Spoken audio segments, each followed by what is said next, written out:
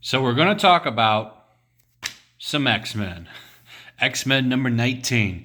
And this book is on its way out the door. Right away, before we even get into it, I feel like, so one thing I got off of this run now, especially after just reading this one, is he can do whatever he wants, it seems. Because if we look at House of X, number 1, it looks like Cyclops has his eyes back. Remember, he got his eye taken out in the last one, so I'm guessing something's going to get fixed. Probably X-Man will fix it or whatever.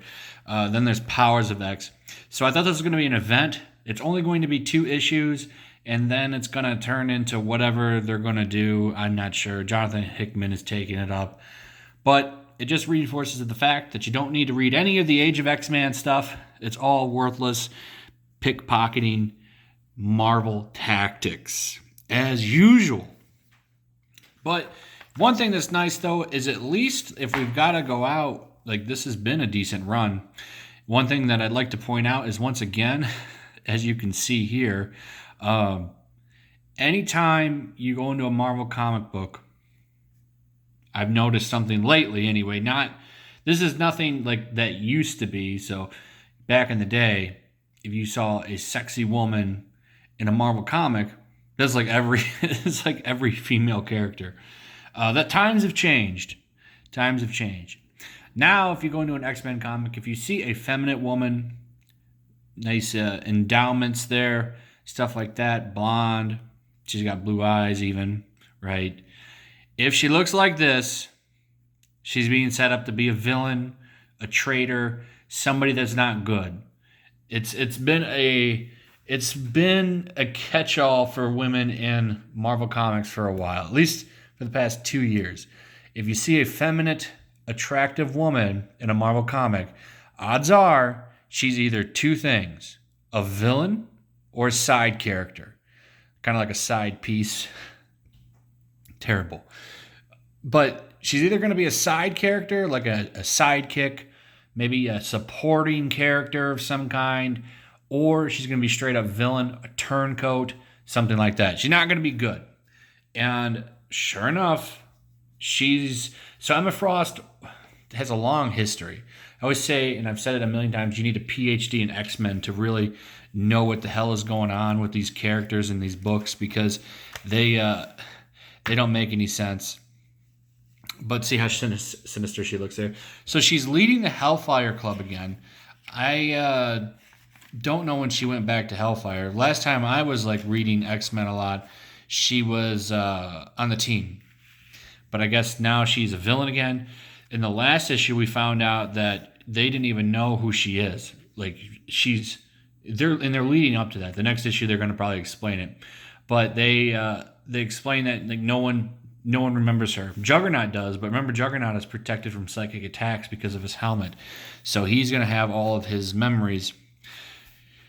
But she wiped him out or something. Like even Scott Summers, who looks like a complete hobo in this issue, got his homeless look going on. Though he just came back from the dead, I think, in this. Doesn't even know who she is. So she clearly has wiped everybody's memories or something. That's what they're going to show. But what's going on here with her is that she's in the Hellfire Club. She's the Hellfire Queen or whatever. And the mutant task force or whatever they're called now is trying to take out humans, or trying to take out mutants, and they use her. They grab her up, kidnap her, and make her find Beast's mutant cure. And they start using it to do crazy things like disintegrate mutants and stuff and stuff like that. And it turns out that she's using the X-Men. She gave them a list. So the task force had a list of dangerous mutants, and she was the one. So it turns out, so Captain America has been in these comics. That turns out that was Mystique playing him. But I don't remember if Wolverine ever interacted with her, because he would have picked up the scent. So I'm not sure. That's a plot hole that you forgot, Rosenberg, is that Wolverine wouldn't have been fooled by Mystique. He would have picked that up. And he shows up here at the end with a powerless Sinister because he has a dampening collar on.